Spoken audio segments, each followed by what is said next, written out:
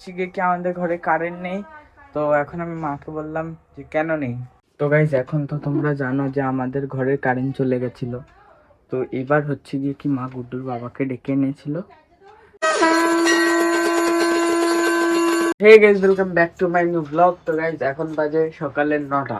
তো এখন আমি যাব কম্পিউটার ক্লাসে, মা চা করে দেবে। তার আগে দেখো মা এখন আমার জন্য প্যান্ট বের করে দিয়েছে। মা ভেবেছে মানে আমি আগের দিন খেলতে গিয়ে সে পায়ে লেগে গেছিল, ভেবেছে মানে যাবো না কোথাও, কিন্তু বাট আমি কোনোদিনও কম্পিউটার মিস করে নিয়ে আজ অব্দি একদিন করেছিলাম, সেটা কালী পুজোর দিন। তারপরে আমি মিস করিনি, কেন কি কম্পিউটারটা একটা এরকম সাবজেক্ট আমি মিস করি না কোনো সময়। মানে কি ওটাই বেশি ঘাটতি হয়ে গেলে, মানে ধরো এমনি পড়ায় যদি ঘাটতি হয়ে যায় সেটা তো রিকভার করা যাবে, বাট যদি আবার ইয়েতে ঘাটতি হয়ে যায় কম্পিউটার, সেটা আমি কি করে বুঝবো না। তো তার জন্য আমি কম্পিউটারে ডেইলি যাই। আজকে বাবা চলে গেছে, একদম ফাঁকা ফাঁকা। তো আবার সেই আমি আর মা একসাথে, আর কাকি আর কাকু, ব্যাস। আর এখানে মা এখন হচ্ছে কি চা ঠা করবে, বাসন রেখে দিয়েছে। মানে 9টা, আমি 15তে বেরোয় যাবো, আর মাকে বলছি করো, এখন চা করিনি, যদি না হয় তার আগেই আমি বেরিয়ে যাবো। দেখো তো গাইস, আজ চা খেয়ে নি এখন, তারপর যাবো পড়তে। তো গাইস যে দেখো আজকাল বড় লোক এর বিস্কুট। গাইস এখন সবাই পড়ে বাড়ি আসলাম, মা পায়ে খুব ব্যথা করছে। বললাম যে থাক, যেতে হবে না পড়তে। না পড়তে যেতে হবে। তো জানে না হ্যাঁ জানে, ও তখন তো ছিল না। তাহলে ব্যথা কমে নি তো, পা তো সামনে খোলা পড়া লাগছে। এখানে লেগেছে হালকা। থাক এখন, আজকে যেতে হবে না। না না না, আজকে যেতে হবে। পাল্টা করা, টাইমটা পাল্টা। হ্যাঁ বলেছি না। রোববার বিকালে করো, রোববার সকালে পড়া, বিকালে করো। তাহলে বল বিকালে করতে, তো 4টার দিকে যাবে। বিকালে তো পড়া আছে বাপি, 5:30 থেকে আবার। আজকে না, রোববারে কর। রোববারে স্যারের যদি হয় তো হবে। ও আমার তো পায়ে খুব ব্যথা।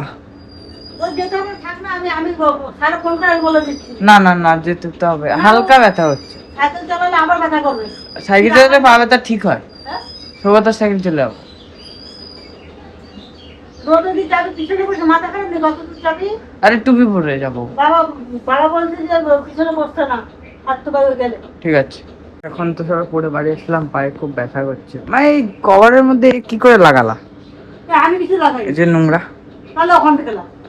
তো এই চলো এখন হচ্ছে গিয়ে একটু ঘরে বসতে লাগি, প্রচুর পায়ে ব্যথা হচ্ছে। উফ, এই গরমের মধ্যে পড়ে আসলাম, তারপরে এই টিনের গরম, ভাই সাহাব। তো চলো এখন জামা প্যান্ট ছেড়ে একটু বসতে লাগি, তারপরে হচ্ছে গিয়ে কি ভাত খাবো। ভালো কথা বলছি, পায়ে যদি ব্যথা বাড়ে না, এরপর অনেক কষ্ট পাবি। না সকালে কি হবে রান্না? সকালে ডিমতে ভাত দিয়ে করে দিই, ঠিক আছে করো তাড়াতাড়ি করে, তারপর রান্না করবো। বাড়ি এসে কিন্তু আবার খাবো। হ্যাঁ খাবি তো মা, এই যে এখন তো এখন খেয়ে যা, এসে ঠিক খাবি। আছে চলো এখন হচ্ছে গিয়ে কিছু গোবিন্দ স্যারের বইগুলো গুছিয়ে নি। আজকে হচ্ছে গিয়ে কি বাংলা আর বাংলা ব্যাকরণ পড়া আছে, তো চলো।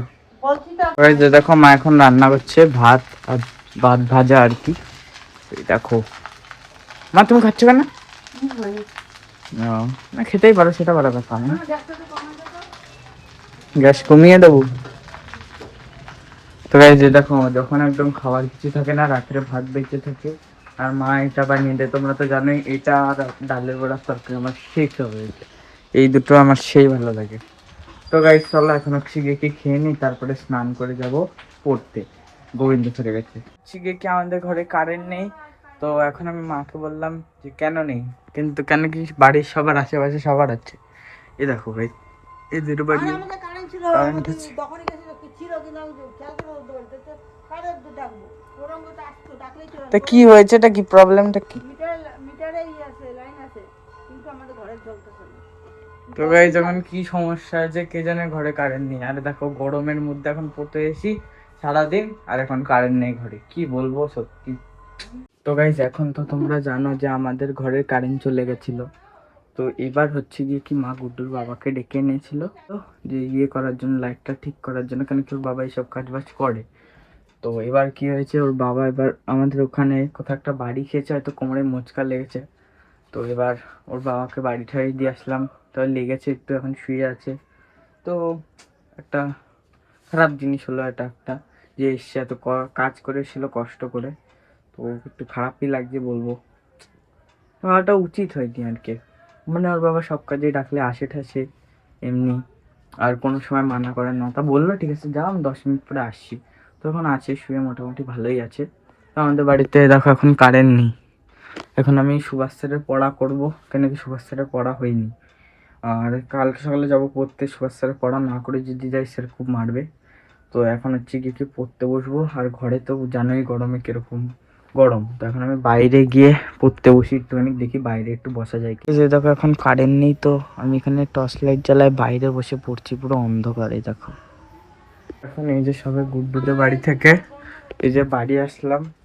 তো এখন তো মানে ওদের বাড়ি ফোন চার্জে দিয়েছি, আমার ফোন চার্জ নেই। তো এখন ওর বাবা তাও ঠিকঠাক আছে, আমি দেখলাম গিয়ে। তো এখন হচ্ছে গিয়ে কি আমার পড়া হয়ে গেছে। আমি এই যে এই লাইটটা দিয়ে বাইরে বসে পড়ছিলাম, তো আমার পড়া হয়ে গেছে কমপ্লিট। তো এটা সত্যি হওয়া উচিত হয়নি, একটু খারাপ লাগছে। তো আশা করি ঠিক হয়ে যাবে তাড়াতাড়ি, বেশি জন লাগেনি। তো গাইজ এখন হচ্ছে গিয়ে কি খাওয়া দাওয়া করব, তারপরে ঘুমিয়ে পড়বো। প্রচুর লাগছে গরম, তো কারেন্ট তো নেই জানোই। তো গাইজ লোকেদের কি লাগে, মোটিভেশন লাগে না। তো আমার যদি জীবনে কোনোদিন মোটিভেশন লাগে, তাহলে আমি এইসব ব্লগ দেখবো, যে কত কষ্ট করে আমরা মানে এত দূর এসছি না, কত কষ্ট হচ্ছে, মানে সেটা দেখে তার মোটিভেশন আলাদা। তো এই দেখো এখন খাবো পরোটা আর আলুর তরকারি। তো চলো, মা এটা দুপুরেই করে রেখেছিলাম, বাড়ি এসে আর খাইনি, তার জন্য এখন খাবো। তো চলো আমার দেও, আর গরম। তো গাইজ আজকে ব্লগটি আমি এখানে শেষ করলাম। যদি ব্লগটি আপনাদেরকে ভালো লাগে থাকে তাহলে প্লিজ ভিডিওটিকে লাইক করে দেবেন, চ্যানেলটিকে সাবস্ক্রাইব করে দেবেন এবং একটু ভালো কমেন্ট করবেন।